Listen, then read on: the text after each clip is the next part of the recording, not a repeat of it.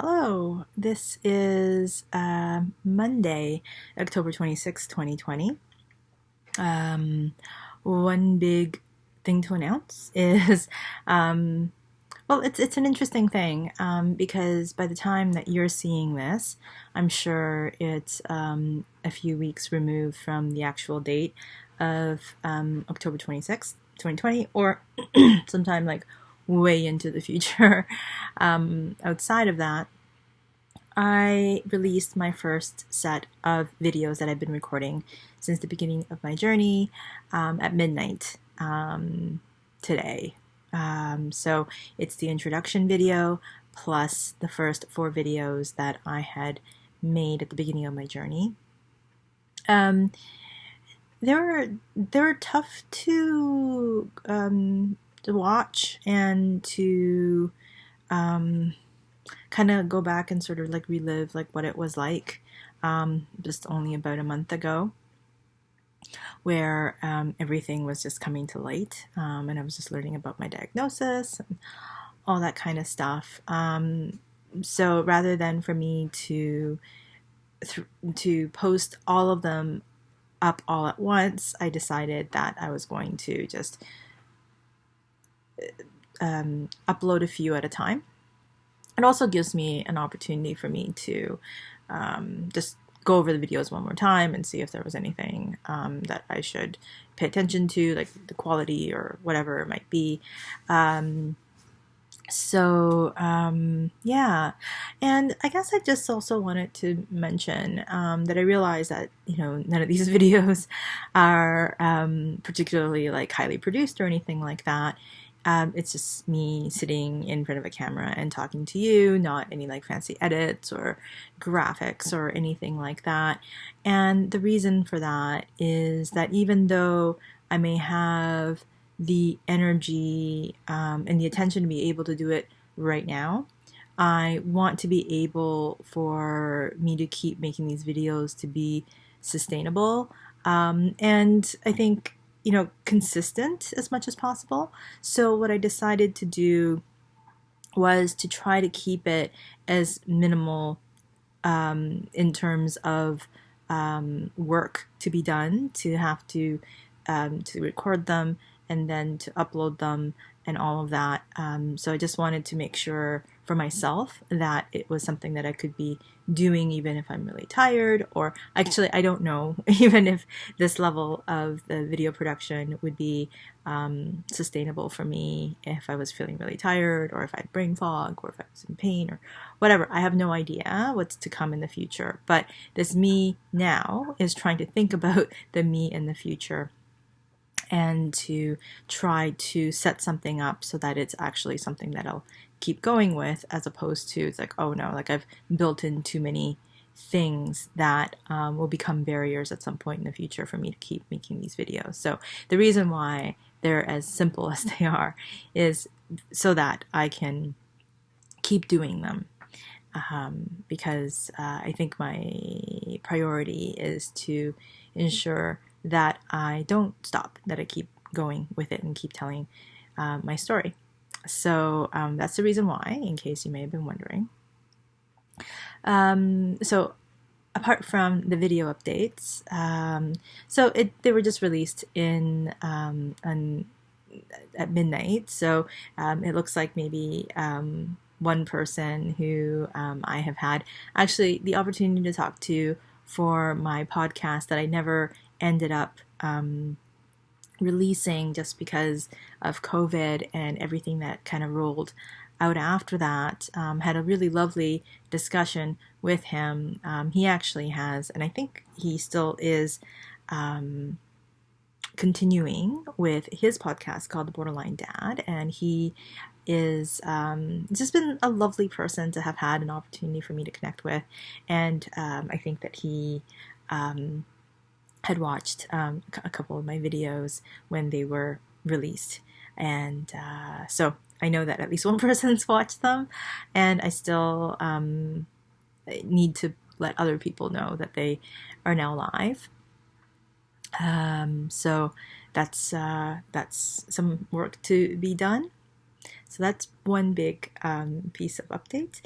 The other update is that I guess it's 4 BC, 4 days before chemo.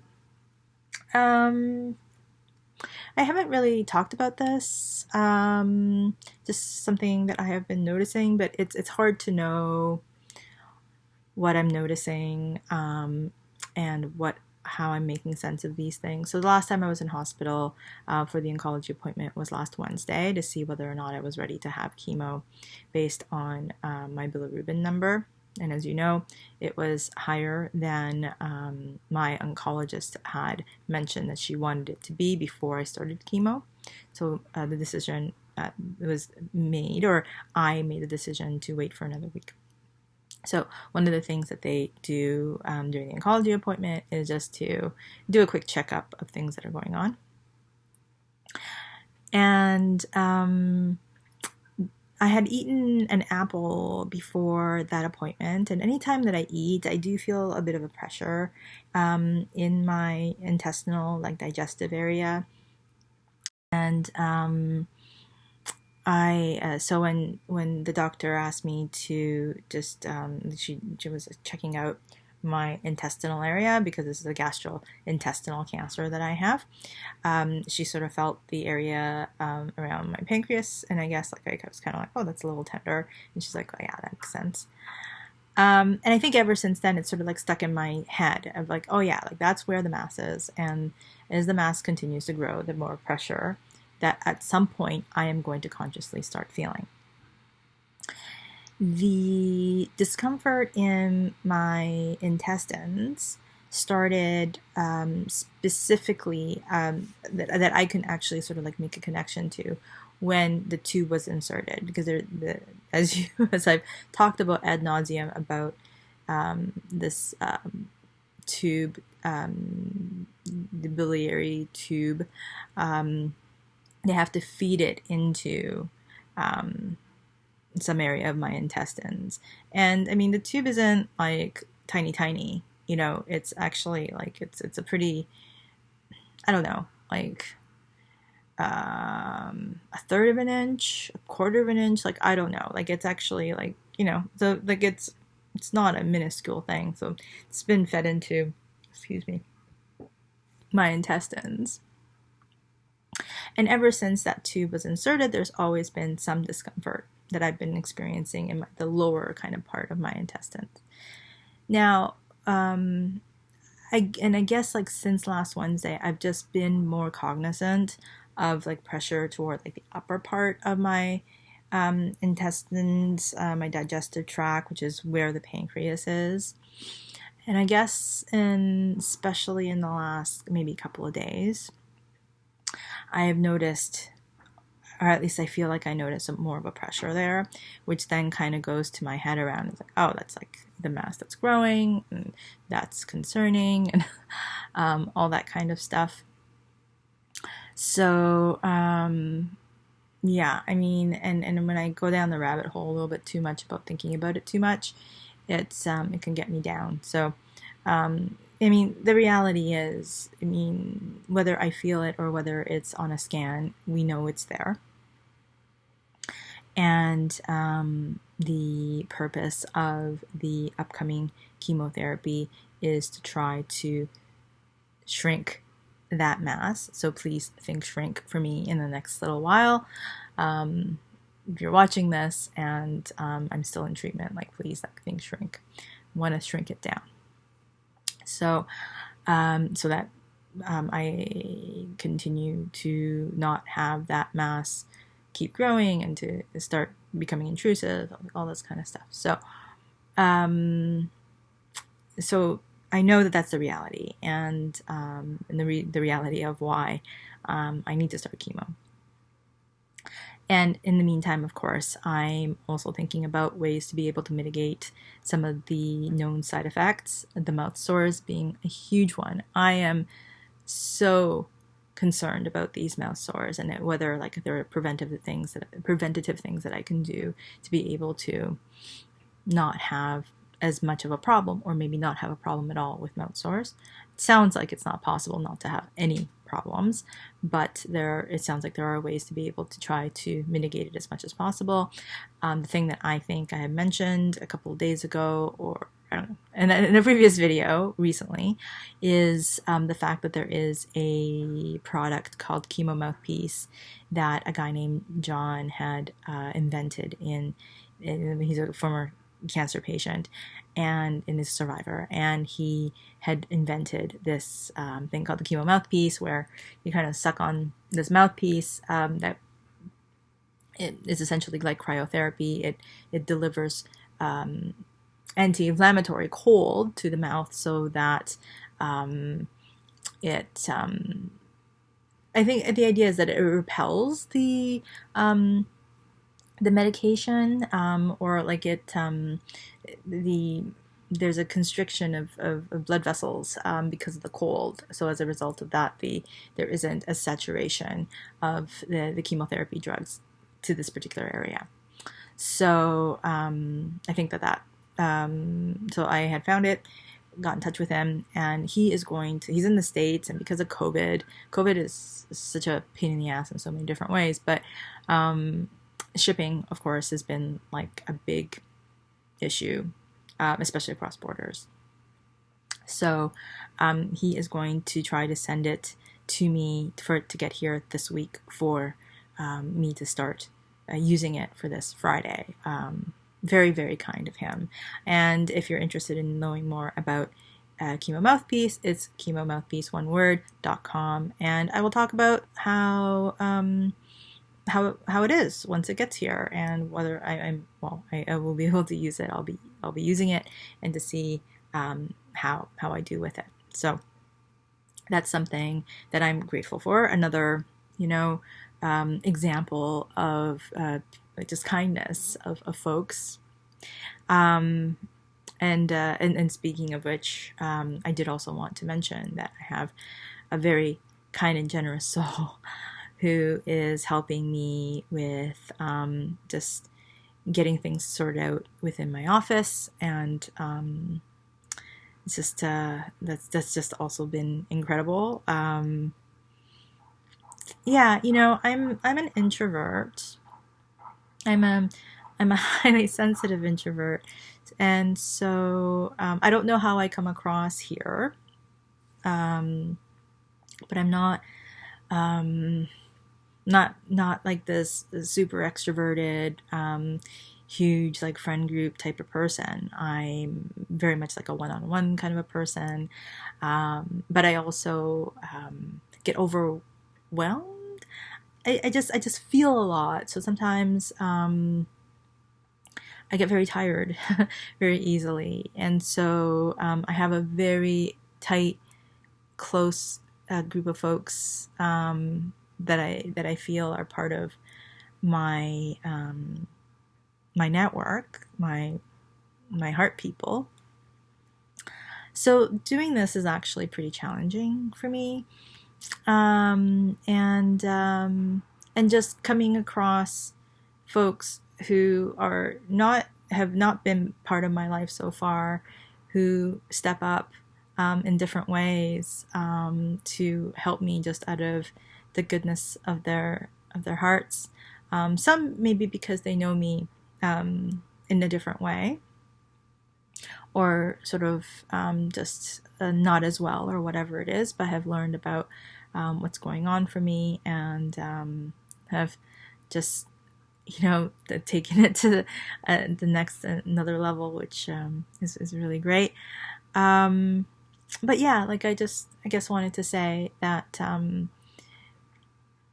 that part of what's really like a challenging thing here is for me to be kind of talking to like this potentially larger group of people who may be interested in what's going on for me and my story, and all the people who are around me, because it's part of their story as well.